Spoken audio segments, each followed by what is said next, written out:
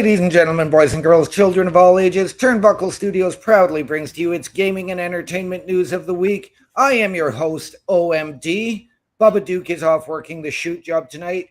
Joining me are the right hand here at the Boar's Nest, the Bulkster, Mr. Terry Hauntz, my partner in crime from the SmackDown Security Detail, Mr. Chris Best, and from the Wrestling Roundtable, a very special guest, first time to have him here, Throwback. Welcome.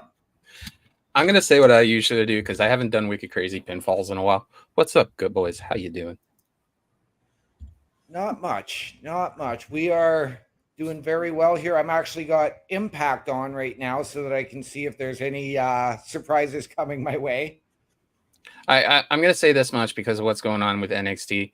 I really do think that with Jordynne Grace having a match on Saturday, I think Roxanne Perez is going to show up at that match just to get into some scramble and then set up even more so for Battleground, which right now as it stands is probably for this generation in this renaissance, I call it, is going to be this version's NXT Brooklyn, the way the card is set up. Right? Yeah. I'm just going to correct you there, Throwback. You said the show's on Saturday. It's actually on Sunday. No, I'm talking not Battleground. She's wrestling an independent show on a Saturday. Oh, okay. And either Saturday or tomorrow. And it's like one of those ones where it's nearby and stuff. Like right now, a good example, if you're a country fan like I am, the CMT festival is going on, and that's 4 days. So some of those artists got a show in Michigan, and they got to fly back to Nashville. It could be the same thing Jordynne Grace is doing. She's probably at an Impact show right now. Then she's flying out to that independent show, and Roxy's going to intervene, and then Battlegrounds at 8 o'clock on Sunday. That would make perfect sense how that would work. But this card, I went to Battleground 2 years ago in Lowell, and that was a really good card. And that was, for me, a good show because of the fact that Dijak and Ilya just tore the house down. And then you had Breaker and Mello, but this card from top to bottom, I hate to say this with the gold, black and gold, if you had to compare it and you just put the Bronze Age of 2.0 aside, this feels like a real takeover. This feels like Brooklyn with Sasha and stuff, because you're going to have Roxy, who's Bailey is not Bailey in this instance. She's Sasha in this instance. And then you have Jordynne Grace in the Bailey role right now because of the fact that how dominant she is in Impact. Put that all aside. I've talked to Shane Husky about this and some people in the community about it. I really do believe that they're going to stretch this out till Heatwave, till Jillian shows up, and they're going to make that a three-way. I do believe in my heart, as of Sunday, we will have a new NXT champion, and it'll be the first time, I believe, other than Kenny Omega, but on the women's side, if I believe right, that on American shores, that we'll have a double champion in two different companies. I was going to say productions, but still, it makes sense. If they do have an agreement with Impact, and they're using NXT, and then they're going to bring some of those talent up there, it makes perfect sense to use NXT as a test run. But man, I can't wait for Sunday. This has me more hyped because I watched Brooklyn from top to bottom. You had Juice and Thunder Liger versus Tyler Breeze, and then which is connected to this way. If you look at the card between the two, they basically are like connecting each other in certain different ways. Right. I'm looking at it because Impact also has their Against All Odds special coming up, and Jordynne Grace has a mystery opponent. So we're wondering who from NXT could possibly go.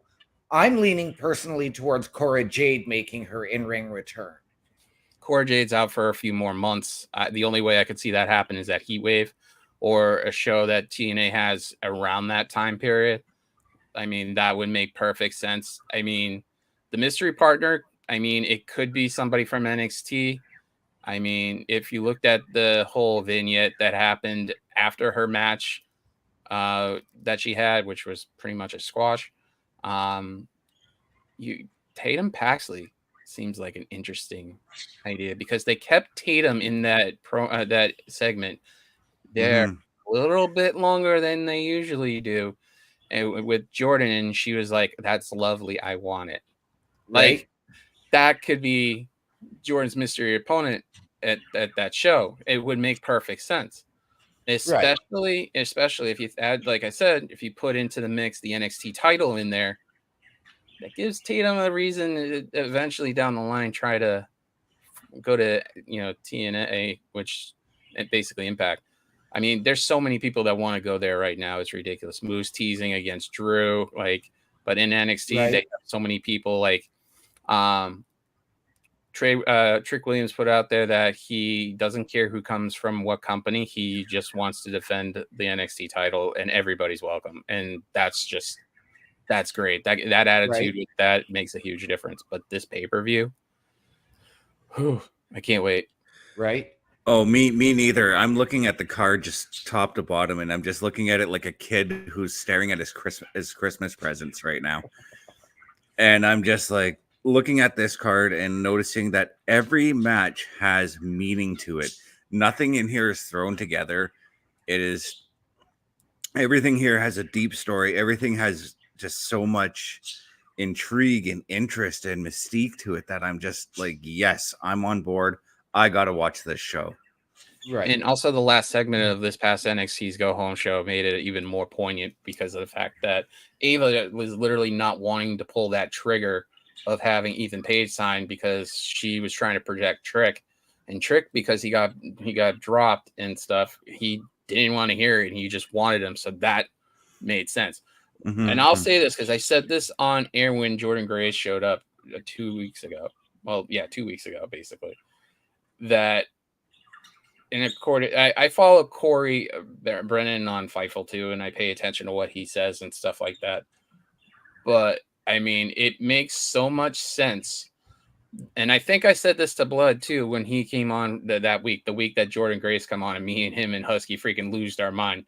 I said that if something else happens, it's going to change everything. And when Ethan Page popped up, I said to everybody, that's one of your main events at Battleground.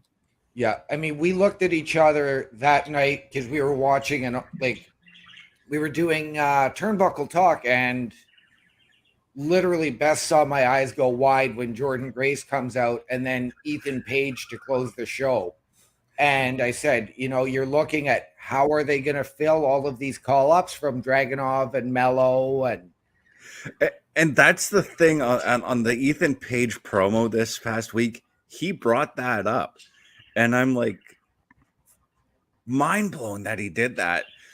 He's like, the reason I'm here, the reason I'm challenging for this title is because you don't have enough contenders for the Trick Williams. That's why I want this shot. Right. And also it makes perfect sense, but also they're developing people to go against Trick. Mm-hmm. I mean, if you were following Twitter too, I mean, Jensen, was it? Yeah, Jensen came out of nowhere because Briggs was talking to Sean Spears. Jensen came out and just literally went after Vic and Booker and just tried destroying everything that was being held back. They're gonna make him something. There's a long-term thing, and he's gonna become a heel, and that could be somebody that they could put in front of Trick. You also have a lot of people forgetting Oba's gonna lose the title on Sunday. I'm already gonna call that. It's going back to Wes. But you have Oba, who, if Ethan doesn't win the title, Oba will be your challenger at Heatwave, and Oba will take the title off of Trick because Trick's better chasing than holding right now. He's getting better holding it, but he's better chasing after it.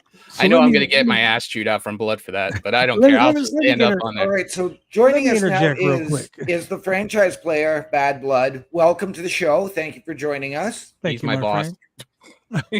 So let me interject here a little bit because I laugh. I laugh. Here we go. I'm getting my ass chewed out. I hear these things because look, Trick Williams is not a fucking star. Okay, I'm just gonna call it like it is. Trick Williams is a placeholder. Okay, Carmelo. I didn't think Carmelo was. I mean, I've wrestled Carmelo, so I know he's very capable. He's a great athlete. He's a great entertainer. He's a great professional wrestler. But he held that he held NXT to a standard. Just like, and I hate to say this, but Braun Breaker, he held NXT to a standard. Can I we hate stamp Braun that? Breaker. Can you just stamp that real slowly, I hate please? Braun Breaker with a passion. He's the most Yes, he dangerous does. guy in professional wrestling. And I don't mean because he's a worker, a great worker. I mean because he's just dangerous. He doesn't.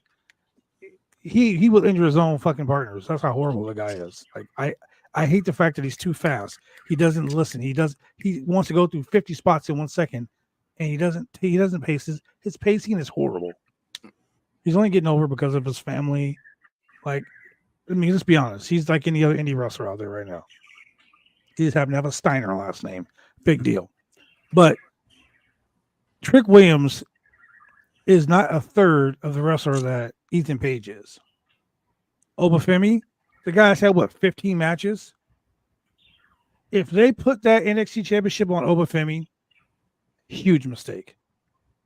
Obafemi to me is like the AOP. Just two big dudes that can just throw people around, but are they really talented? No, they're not. They're a throwback to Vince McMahon era of, oh, he's a big guy, punch, kick, slam, punch, kick, slam. You put them in a match with a guy who can actually work. There's a reason why Bret Hart the reason why Hogan never wanted to wrestle Bret Hart. There's a reason why. Right. Because they got schooled. Trick Williams is a placeholder, in my opinion.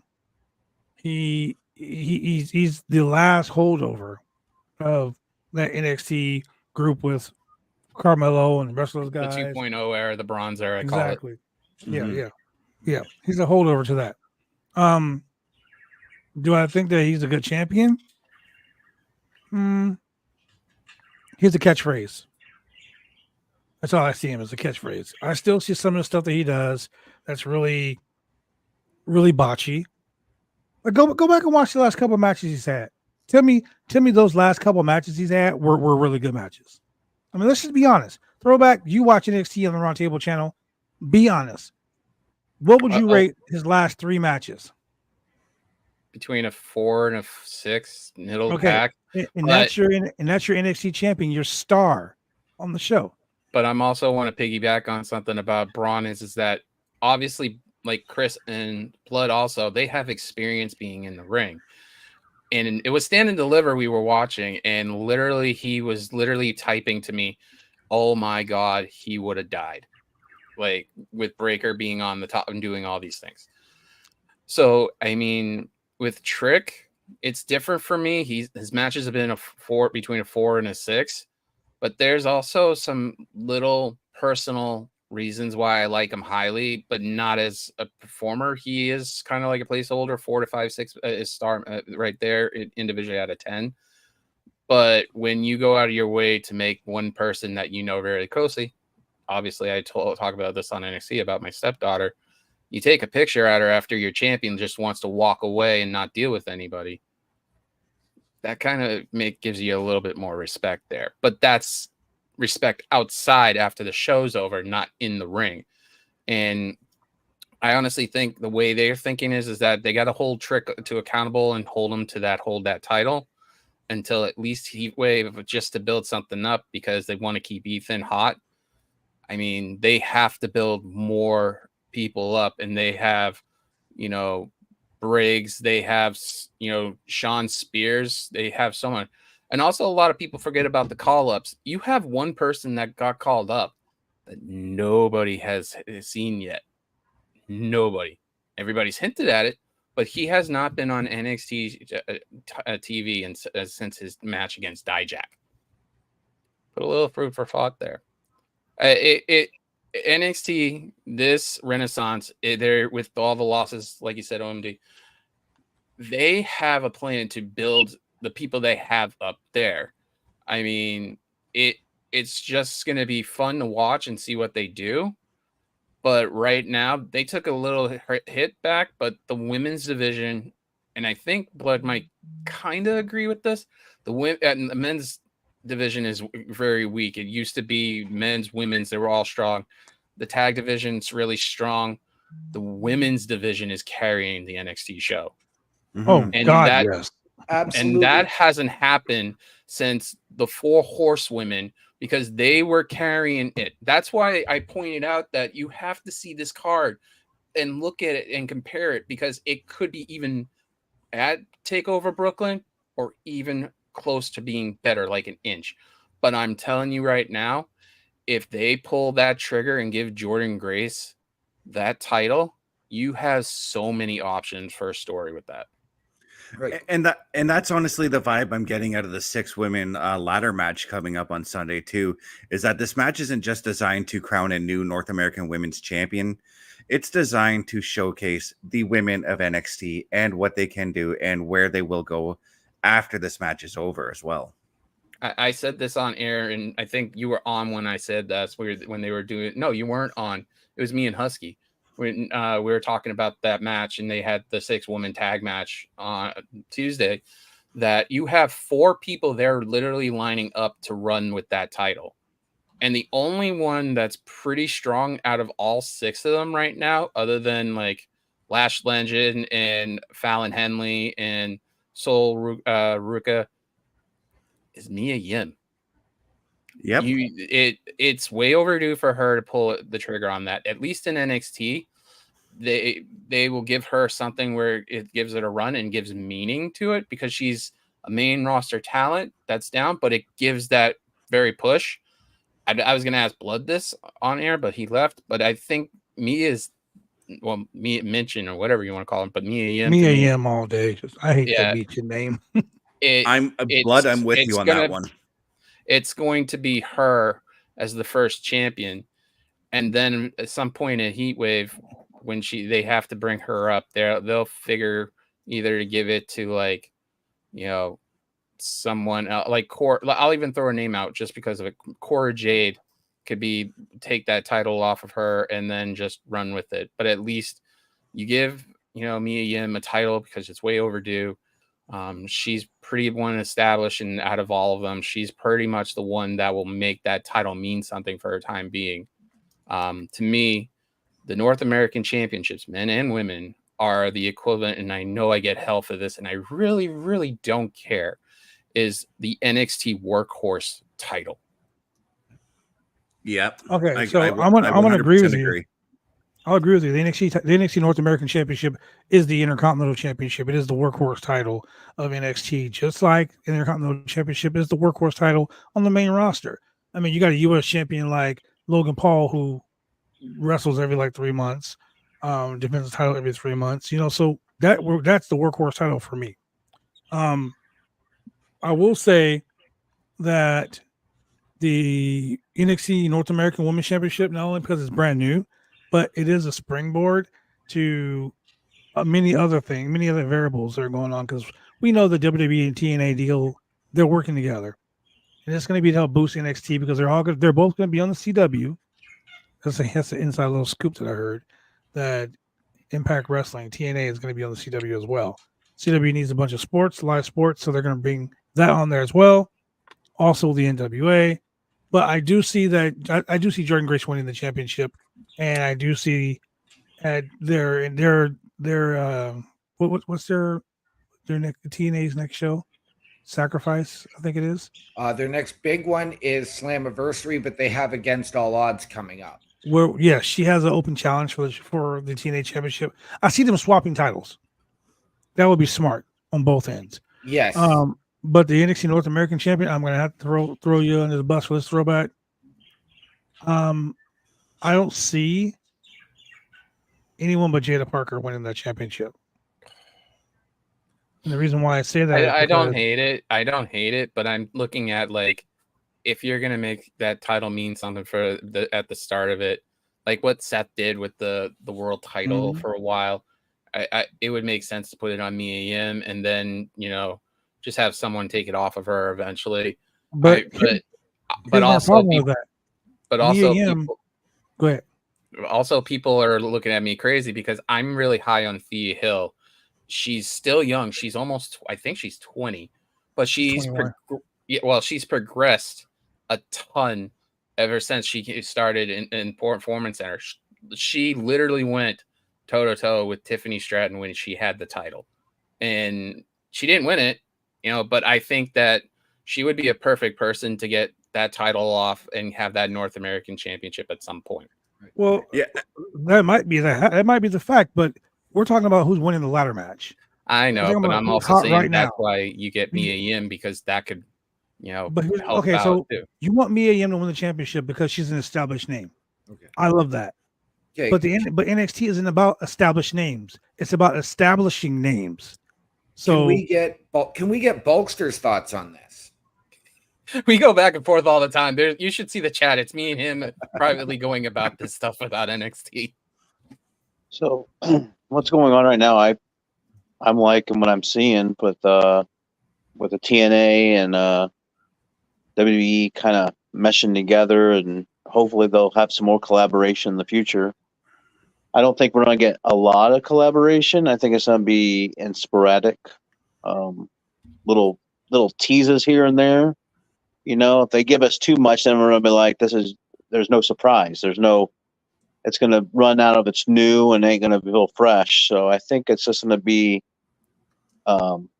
every now and then we might see it. I mean, as much as they want to tease it, I don't think it's going to happen like an invasion or something like that. It ain't going to be anything substantial. I think it's going to be, you're going to get your feet wet. You're going to get excited about it. And then you're going to forget about it for a little while. And then all of a sudden something's going to happen again. And it's going to happen, to build that excitement up again. But yeah, right now the card for this PLE for NXT that's coming God, I hate that Sunday. word. Call it a pay-per-view, please. I'm old enough just to freaking call it. I'm just gonna say this much. I'm 40 years old. I'm a little over 40. I hate PLE. I hate it. It's like make me cringe. I've only heard pay-per-view and since I was a kid. That's it. Just leave it at that.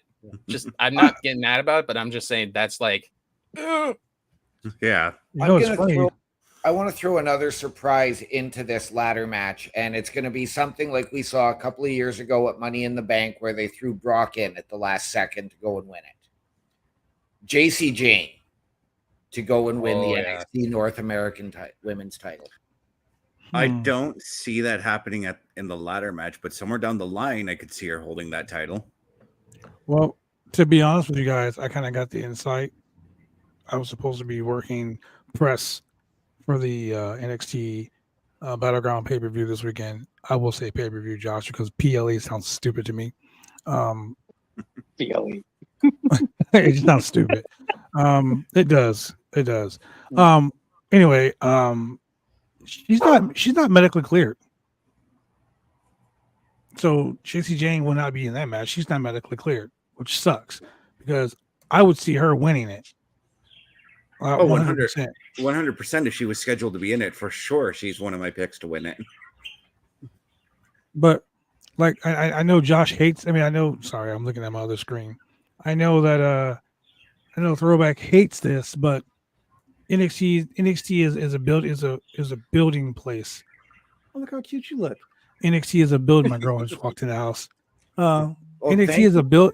Huh? No. Today is Thursday, not Friday. NXT is a building place for young talent, not established talent, and that's why Michin is winning the title. Thea Hale, she would be great if she was in it, but she's not. So, yeah, it kind of sucks. Yeah, for me, my pick to take it is actually Sol Ruka, and I'm just I would basing love her to win it. Me too, and I'm basing that on how I'm seeing how they're booking her win, and she's been pulling off some very impressive victories. I mean, Tuesday night, that flipping stunner thing she did, fantastic. Give me that all day, every day with her. Every time she's in the ring, that's her finish, and that makes perfect sense. Yeah, half the time though when we're doing NXT, I'm doing Turnbuckle Talk and miss half of the NXT. So. So guys, I gotta jump off because I have another stream I gotta be on right now. But thanks for the invite. Shout out to you guys, ladies and gentlemen. This is a beautiful show to watch. If you're watching this show, go like, click, and subscribe because these guys bust their ass to bring you the greatest wrestling news around the world. See you guys on Sunday. Thank you, Blood. You're welcome here anytime. Good looking out, guys. Thank you very much. And there's Well, my boss. Okay. So I want to get into another topic here, and this is a guy whose character has done absolutely nothing for me since returning to NXT, and that is Sean Spears. It's He for kind of me. feels like he's an enhancement talent now. It doesn't feel like an enhancement talent. I think they're just in between because he's so used to being that really gritty bad guy, and he has his own school with Tyler Bate, and the reason being is a little gritty and stuff. Obviously, he teaches, but if you ever pay attention to Chris Danger's stuff, I mean, he literally got his ass handed to him, and that's the mindset they're thinking about. They need somebody to fill the Gacy spot, and I get that. But he needs to be on his own, doing his own thing, and not trying to get people to join him rather than having him like what he was the 10. So, I Right. mean, the perfect 10. So, I mean, it Yeah. makes perfect sense. But still, they still need to figure him out. It's a feeling period. They're trying to figure stuff out and go from there. And I'm with you on that in this cult leader type thing where he's trying to do like Joe Gacy or Bray Wyatt before him. And yeah, it's just not doing anything because you see him in these weird backstage segments and then a sneak attack in the back and nothing. Like he's had 2 matches since his return. And it's I want to just see not him doing anything for me. I really want to see him because we were talking about this. I want to see him versus Brooks Jensen. And that because they're building Jensen up really big. And it's really great to see it. Like they're making him like a badass, but it's like a country badass. And they need Spears to fight him and win because of the fact that you need to make him viable because like I said, they need to build it up long term rather than just, pick here's the next guy against Trick, here's the next guy against Oba. You have to have it have purpose. Like look at the tag match that's coming up on Sunday. I keep pointing everything on Sunday because it's so ridiculous.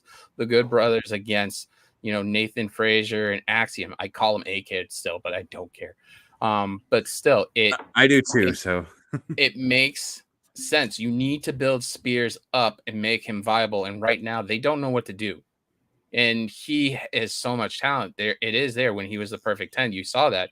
But this character where he's just like, it would have honestly too, and it's nothing against him. It would have been better if they put him in the Wyatt 6 rather than Joe Gacy. But the thing about it is you can't do that because of the way Gacy is. It's just, they need to do something where it makes him like a number 3 in the top 3 heel in the whole there to build him up. Like franchise I said, they're in the industry to build him up. But also, like I said, sometimes WWE, you can predict certain things. They need him to step up because eventually something's going to happen where he might end up stepping out again because of the fact that they don't know what to do. Right. Now, see, and again, like because we saw that altercation that he had with Josh Briggs and then the attack, I could see that being okay. Now he's recruiting Brooks Jensen to come in and say, okay, who is Josh Briggs and lay him out. But again, like Brooks Jensen wasn't doing anything for me, much like his dad didn't do anything for me before him. He was doing a lot for me because of the tag, they had the tag team he was a part of and stuff with Fallon Henley as their manager and stuff like that with Josh Brooks. It makes perfect sense. It makes them wanting to push the narrative for Briggs. It's just they need to do something with Spears to make it more interesting. And the potential is there for him to be a top 3 heel and for one of the titles. It just, you need to make him build up more since he's been out of their system for a while. Yeah. There's so many other people that they're building up right now, and there's still more people underneath. But it would have been a lot better, and I hate they closed it up. It would have been a lot better instead of doing level up at the Performance Center, and just having some of those lower end tier talents that they're working on to get to television to actually have a place to go. And they could have shipped them out to Britain and have NXT UK as kind of as a training ground for the lower half instead of having a secondary show. You know, we look at AEW. They had, AEW After Dark, and then a lot of people slowly rose up. And also, I think with Spears and Brooks, whatever. I'm tired. It's been a long day. No worries. They need somebody that they're trying to build like a lower end, and I hate to say this about Sean Springs, a lower end version of MJF and Wardlow, and they literally are trying to make it established to that.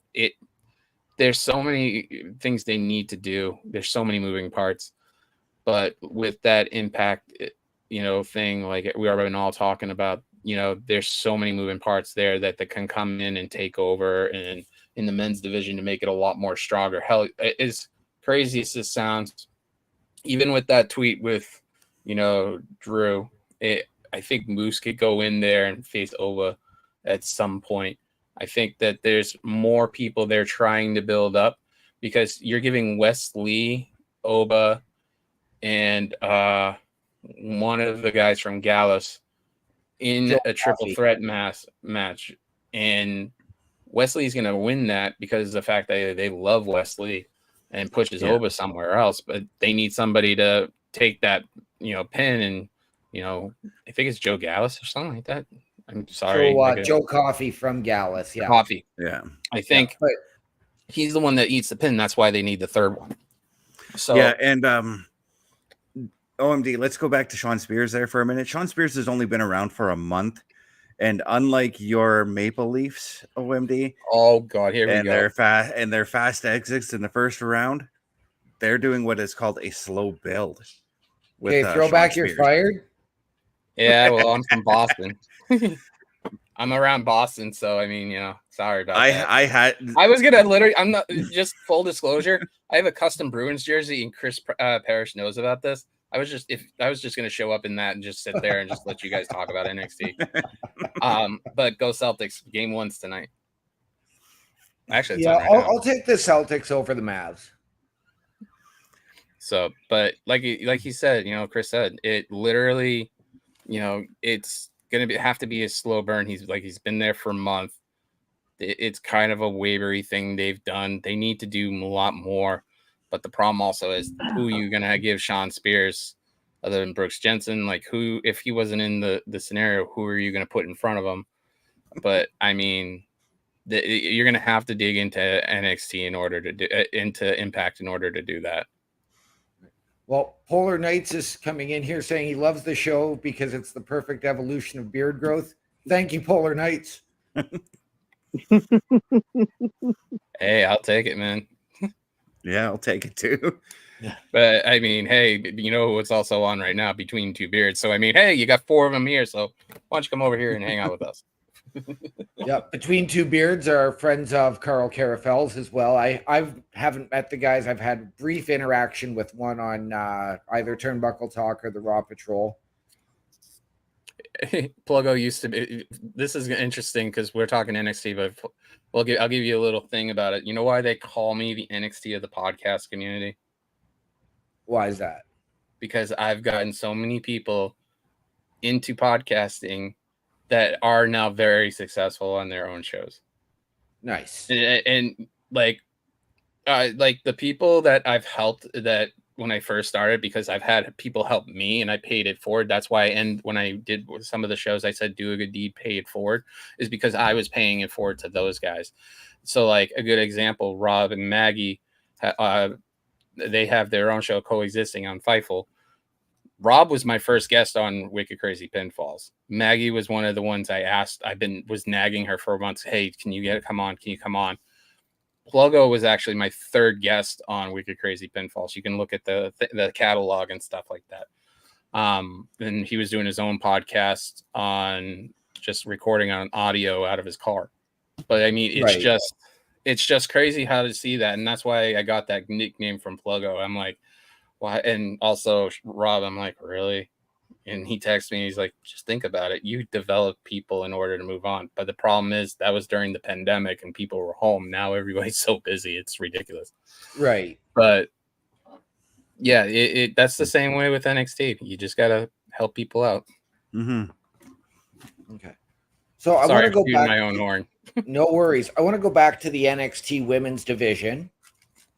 And we've already discussed established names and titles, but there is one established name in the WWE that I would love to see get a run with the NXT title and something memorable rather than the token title runs she's had, and that is Natalya. I think that would be a perfect fit, but I've also I'm going to turn this around so you guys don't get mad.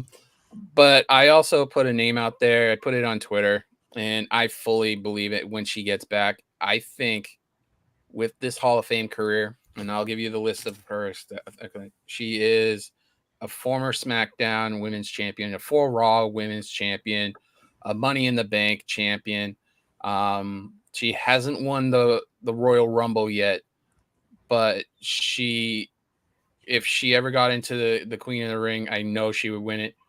But I think the one title, if you take, Money in the Bank out and all the rest of the stuff, and you just focus on those 3 and she was a women's tag title champion twice. Alexa Bliss would be a perfect fit when she gets back because you've already had, you don't need Bayley to go back. You've had Charlotte go back twice, and then you have Becky go back. So, I mean, Sasha's in AEW right now as Mercedes Moné, who is also formerly, when she was in Chaotic at Mercedes KV. But yeah, it makes perfect sense to have her get a run. If you're going to give these people that held you during the Black and Gold era a run, that would make sense. They could do it for Liv down the line too, down the end. But I wouldn't be mad with Natalya having a shot at that and winning it. Look what she's doing with the underground stuff right now, and that's going to be an insane match. But I really believe when she's all cleared, and even if she's part of the Wyatt Six, which people are hinting at, that would be a sick thing, having one of them holding an NXT title while they're doing all that stuff. Right. Again, I don't see Alexa Bliss going to the Wyatt Six. I know we've heard that rumor. We also heard the same rumor about Braun Strowman. But again, and another name that would fit in that would be Nikki Cross. Dude, they've already been teasing Alexa Bliss for the Wyatt Six. I know, but then it was also come out that she is not going to be a part of it. I mean, she could also be swerving you too. Oh, absolutely. I mean, it's very difficult because how stacked this women's division is, and especially when you're expecting, Nikita Lyons is going to be back soon, and you've got Cora Jade coming back soon. And then you have JC Jane and stuff like that. Hell, I wouldn't be shocked because of how many people they've been bringing back that they convinced Mandy Rose to come back. It just makes perfect sense, especially you could have her in Impact running amok on and saying she's part of NXT. You wouldn't have to do the invasion thing. You would just let her go ham on all of it. I mean, would love to see Mandy has expressed interest in wanting to come back. So I would love to see Mandy Rose come back in the Toxic Attraction reunion. I'd rather, honestly, the other person I was sad that wasn't in the ladder match was Gigi Dolan. Yeah. I think like you could do so much, but that women's division is stacked and they need to get it on running like full steam, because other than the tag teams, which, you got Gallus, the Good Brothers, you got the champions, Nathan Frazier and Axiom and stuff, you got Onofre and Blade. They have a good set of tag teams. They just kind of need to build a little bit more, and they are building more. Absolutely. And I'm going to throw another name at you for the potential one division crossover. that people say that was weak about a year ago. They said the NXT Women's Division was weak out of all the promotions, and now it's literally close to the number one again. Right. during the pandemic, I even said this too, that NXT, out of all the products that they had for WWE, NXT for the longest time during the Black and Gold was number one. And people looked at it and be like, oh, that's blasphemy. No, look 100%. at that structure and Hunter running it. Now Sean's running it and literally taking advice from Hunter, and look how stacked that women's division is. Yep. I'm going to throw another name at you for the crossovers.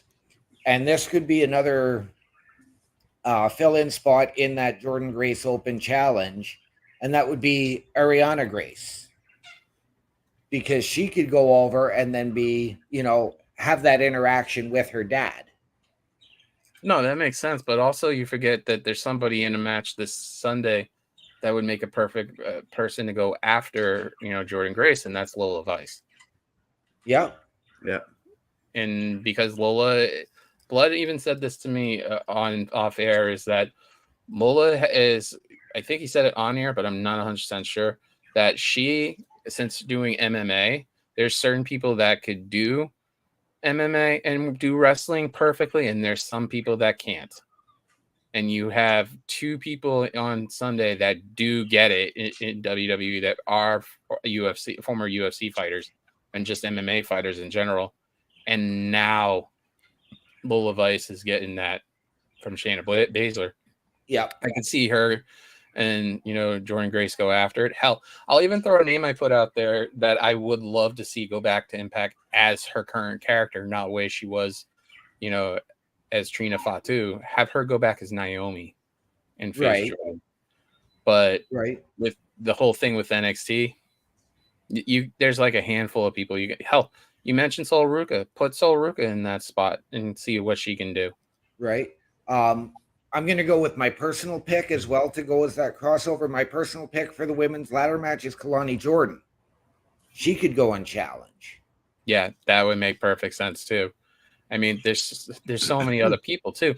Hell, when that vignette went on Tuesday of one specific person, I was so stoked about it. Wendy Chu. I was Me too, dude. The whole thing and stuff, but oh my god, that was great. Yeah, and her having that title would make sense too. That seems like she's going to be coming back as a darker heel character now, as opposed to the Wendy Chu that drank iced coffee and pretended to be napping. I think it's going to be a combination of what she did previously before she changed into that demented Japanese character, and I think it's going to be like something like a nightmare version of that. So, I mean, it makes perfect sense. And like I said, her coming back makes it even more stronger in that division. And they need to fix the men's division to be stronger. They're thinking they're strong, but they're not, because you only have maybe now with Ethan Page, maybe a full of 5 people, maybe 6 tops. And also one name that's looming with his contract is Dijak too. So you don't know when he's coming back. Right. Yeah, even though Dijak got called to the main roster, there's still nothing saying that he won't be on NXT when or if that contract does get renewed. Hell, look at what they're doing on the main roster with JD McDonough. They're doing them dirty. It would be cool to see him back in NXT going after one of the titles for the Judgment Day, like they did with Dom. Yeah, like, it's got to be better.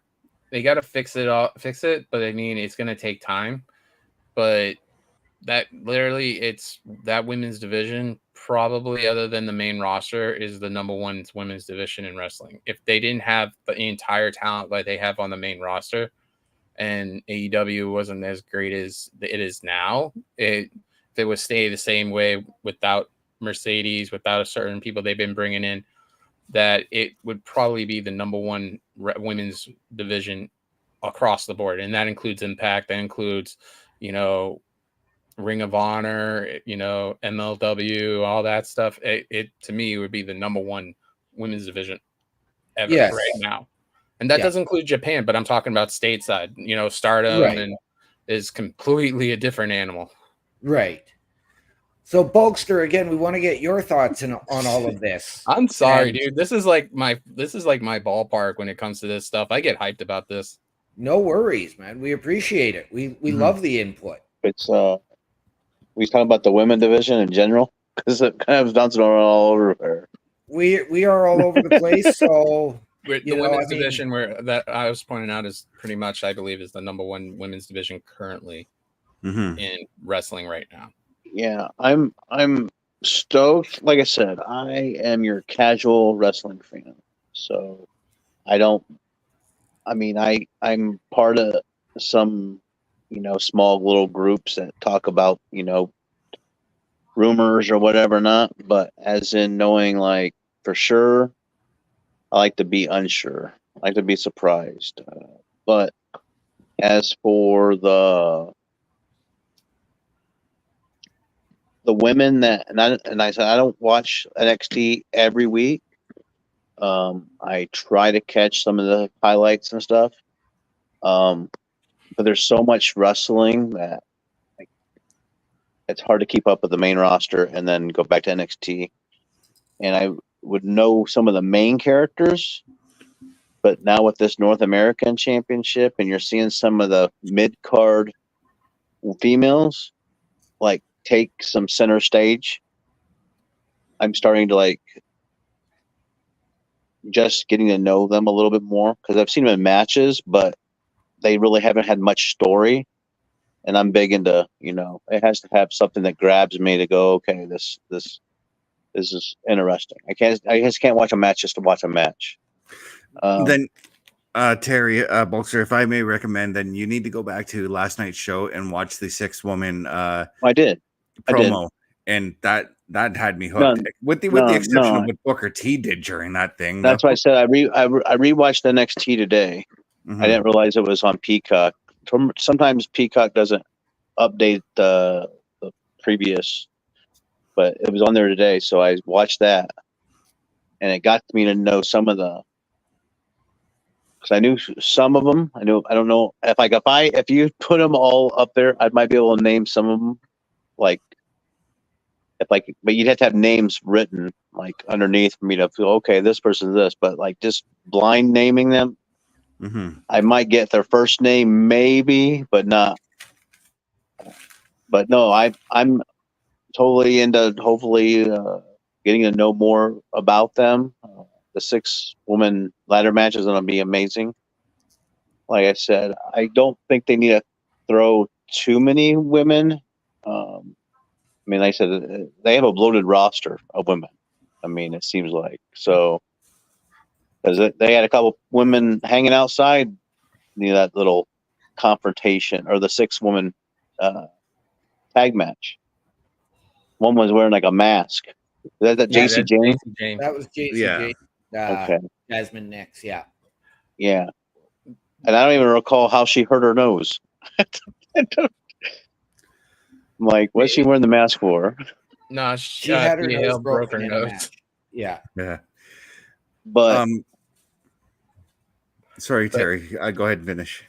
But no, I'm looking forward to that. Like I said, I know we talk about Sean Spears also. I know he hasn't done too much. Like I said, I think it's going to be more of a slow build for him. I don't know how long of a contract he signed with WWE, but I feel he was underutilized in AEW. Maybe at first it was used, but toward the end they're so saturated that, they realized they had it better, and the grass wasn't greener on the other side.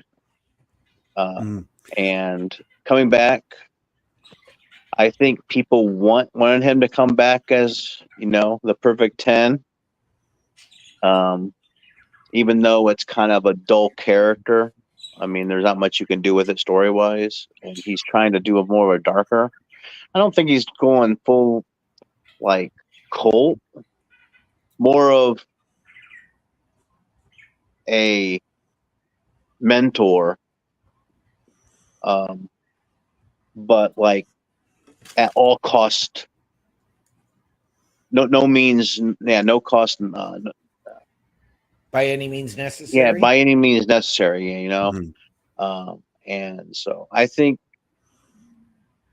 and he just fought. He just started a feud with that one guy that he was talking back there, the high flyer, the guy that he was just fought with. didn't finish. They didn't actually have a match, but he's gonna have a small feud with that guy, Oh, Ridge and then Holland. also Briggs. Mm-hmm. Yeah, Ridge Holland. So Mm. yeah, The stuff he's doing with Chase U right now because of Thea being like the way they're setting up Thea with that is kind of like she's like the Black Widow to Hulk kind of thing. yeah. Yeah. So, but the thing also is that we were talking about with NXT and Impact. If Ethan Page wins the title and he's like, I don't have an opponent, if let's say Trick's off TV for a little bit and stuff. The one person I want to throw a name out there that I don't know if he's doing anything with anybody, but it makes perfect sense. Josh Alexander, if they're doing this whole NXT Impact thing back and forth, Josh Alexander would probably be the 100%. likely next person lined up to go into an NXT or a main roster show. But yeah, but I the believe way I it's threw shaping that up, idea out on Tuesday as well, and I would be okay. So interesting. Up next for the looks like TNA Knockouts World Championship on Impact, Jordan Grace versus Allison Kay. Okay, before we get to that, I like the idea of Josh Alexander too, but just because I'm a mark of his and I want to see him in the WWE, say his name and he appears, I need Joe Hendry in WWE. Yeah. Yeah, there's a whole litany of people you can bring in. It's ridiculous. If Yeah. you even got AJ Styles wanting to go back there one time and just Right. to do it, and now with everything going on, there's so many moving parts. It's great.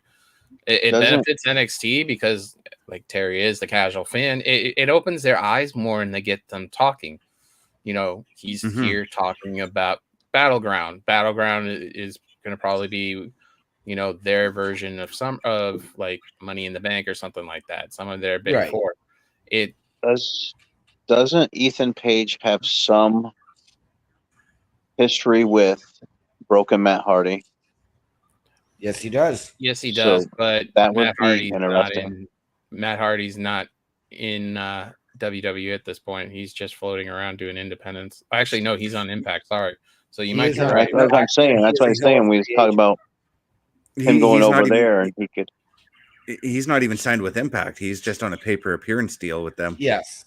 Well, but it could still fit in if he's connected to him. But and as much as I've been the first guy to sit here and say Matt Hardy needs to retire, give me Hardy versus Spears. No, that would make sense. But I think also is that they're with the Hardys in general, they've also stated that they want to retire in WWE. So it would make sense if you have Matt having a final deletion match where it ends his career because you're connecting WWE with Impact.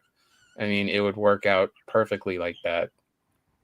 But the thing that if he was still alive, that would make it even more special with Impact in WWE would be Bray. Because if Bray was still alive, there's more story to bite into that with the Uncle Howdy and stuff like that. And you could do a lot more with Impact and WWE with that. But obviously it's not the case. And that's how life is in reality. Yeah. And that hurts just thinking about that, really. I'm sorry. I just, it's just the way the way it came across is that with Bray, he was willing to help anybody, and especially in NXT. Look at Punk's back, and he's been at the Performance Center and around NXT helping people if they have. So I mean, like, there's so much that it's grateful for as a wrestling fan, but that's why, like, for me, I talk about NXT till my eyes turn red and stuff like that. It's just because I'm passionate about it. It's something I like, and I'm excited for this Impact thing. I'm excited for see where it goes, but this is just one step, and just imagine what it's going to be like with Heat Wave, Stand and Deliver in the next few years. You've got a lot of other shows that they have, and you never know, they might pull out like they have the Great American Bash also. You never know, they might pull out like takeover for once where it's saying it's a takeover something or just for one time or something. But you might see Slammiversary on WWE Network or something like that. You never know. Right. And yeah, that's the beauty of this whole thing is we're only talking about what they could do with NXT and TNA. We haven't even touched on the possibility of the main roster getting involved somehow.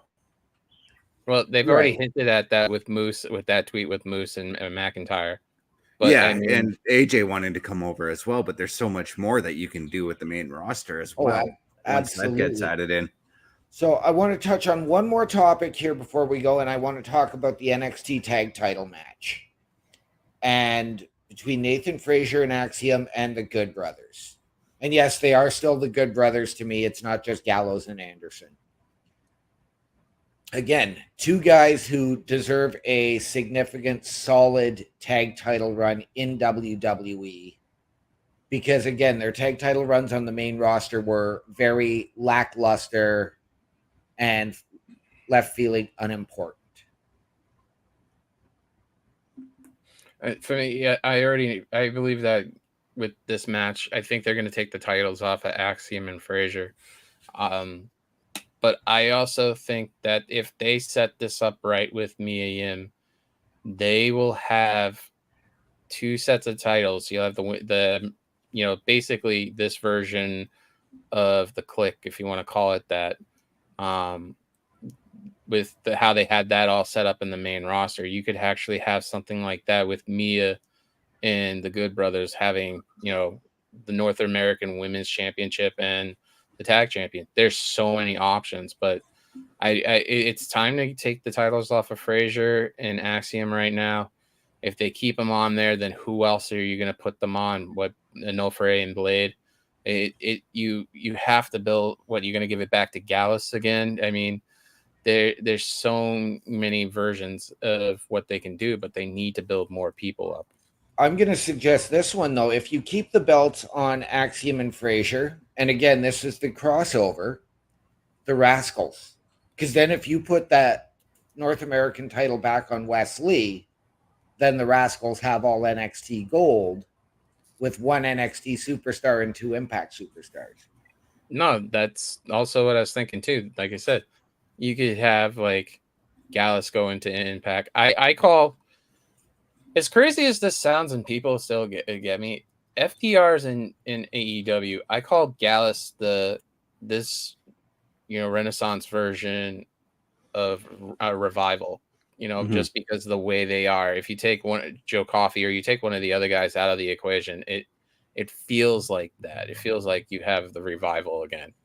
But something's got to change because Axiom and Frazier are great together, but Frazier is a lot better for me as a singles competitor instead of a tag competitor.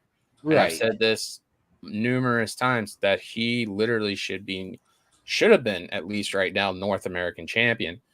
And there's also a story too, and this is going to sound crazy and it's not Impact related. What if, hypothetically, what if Frazier has the North American championship and Seth Rollins comes back? Now, the reason why I'm pointing at, you have Shawn Michaels, Bryan Danielson, they train together. Seth and Frazier train together. It would be the same storyline, but it would be in NXT. Right. And before Seth left with the black and gold titles, he could try to go after the North American title and say he's done it all, basically. Right. And you've got the other aspect in that of teacher and student is Finn and JD McDonough. Yeah. So that should have been done a while ago. I'd love to see it. But it's a stack card. Sunday's going to be fun. It's just going to be one of those things you're going to sit back and you're not, for some people like me who compared versions of NXT, it'll be awesome as hell to watch. What's up, Parrish? How you doing? Yeah, Parrish coming in saying, "Hey boys, how's it going, Parrish? Glad to see you here, brother." Parrish is going to be actually joining me for the watch along on NXT on Sunday. Nice. So I'll have two people who are professional wrestlers. Well, Parrish, I don't know if he wrestles or not. Still, I try to keep up with what he does. He does. Parrish is back in the ring. Best and I are both former competitors. So I can see like all you guys sit there and talk about, you know, in ring stuff, and me, I'm just sitting there watching NXT, eating popcorn, and just be like, this is awesome. I'm just learning shit from the background. Yeah.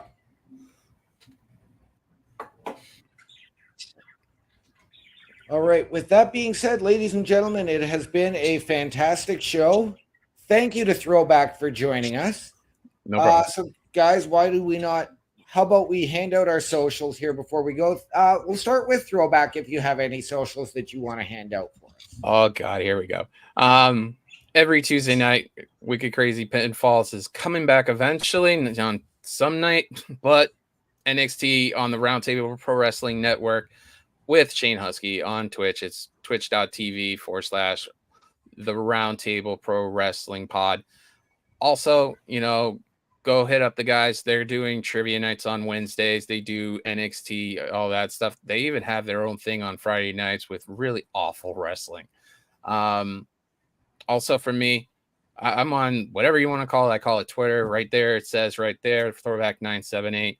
You can find me babbling around and stuff. You know, be on other people's stuff. I could pop into chats here and there.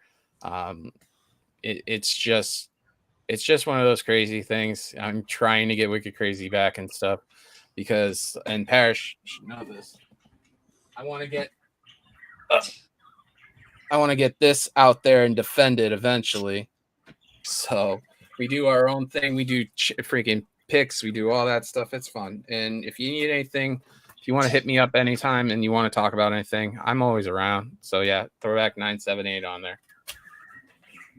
All right, and we're gonna kick it over to our good friend here, the Bulkster. Yes, you guys can find me at YouTube at the Bulkster Show. I am pretty much a variety streamer. Put videos. We do the Raw preview review show with the Boar's Nest with OMD and Bubba Duke.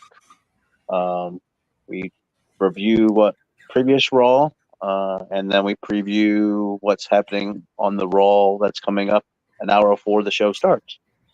Then I also do. I love video games. Right now, haven't streamed lately, but when I do stream, it's going to be the new Final Fantasy 7 remake, Rebirth, or whatever the new one was. But anyway, I've only done a couple episodes of that, but I do it in an hour increments or whatever, so it's not super long stream. And then other than that, you'll find me whenever these guys pop on to do different variety shows. I forgot to add to another thing on the social thing is I have my own Twitter channel. It's twitch.tv Throwback 978. I usually will be a part of the roundtable stuff, so my stuff gets on theirs, and I try to play video games. I'm playing MLB 2K24, and then youtube.com/Throwback 27. You'll see the litany of the catalog from Wicked Crazy Pinfalls. You see like Sean SRS, you see John Alba, you see so many other people, and just go check it out. Give it a like and subscribe, and you'll be surprised what you see on there. Awesome. Mr. Best. All right, you guys can look for me at youtube.com at CBRS Entertainment, twitch.tv CBRS_entertainment, threads.net at CBestFilms83, facebook.com Chris.best83, tiktok.com CBRS.entertainment, where you can find this face visually. Tomorrow night, I will be uploading the latest episode of the WWE 2K24 My Rise Undisputed Chris Damage story at 7 p.m. Eastern, 8 p.m. Eastern on that same night. You will catch me in OMD and sometimes the Bulkster as we do the SmackDown security detail. Saturday night, I do Saturday Night Gaming. This week, it's going to be a continuation of Uncharted 4. That's Saturday night, 8 p.m. Eastern. And Monday night, or this Sunday night, we will be doing the PLE Patrol over at Turnbuckle Studios. Monday night, you can catch me, OMD, Chris Parrish, Bubba Duke, and Carl Carafel. I almost forgot Carl. I can't believe it. As we do the Raw Patrol, Tuesday nights, 8:05 Eastern. Me, OMD, and Carl also report on the news of the week through Turnbuckle Talk. And for me, people, if you want to find me, you can find me on Facebook, Daniel Hrycyk, HRYCYK. On Snapchat, One Man Dynamic, capitals on OM and D. On Twitch at OMD17 and Discord at OMD6370. If you want to find me visually, Mondays at 7 with the Raw Preview Review Show with Bubba Duke and the Bulkster, followed by 8:05 or 8 o'clock with the Raw Patrol with Chris Best, Carl Carafel, Chris Parrish, and Bubba Duke.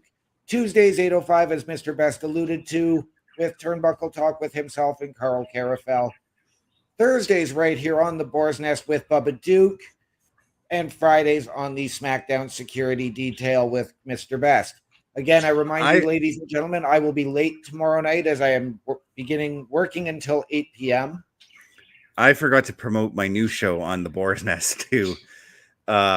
Wednesday nights, 8 p.m. Eastern, the PlayStation Showcase, where we're going to be showcasing the PS Plus games of the month each week. And with that, ladies and gentlemen, I want to thank all of these fine gentlemen and Bad Blood for joining us earlier. So, guys, thank you. Another fantastic show. Throwback, you are always welcome here on the Boar's Nest and at Turnbuckle Studios. So, in the immortal words of Carl Carafel, ladies and gentlemen, the world is a scary place. Take care of each other. From all of us here at the Boar's Nest, to those of you out there, wherever you are, take care.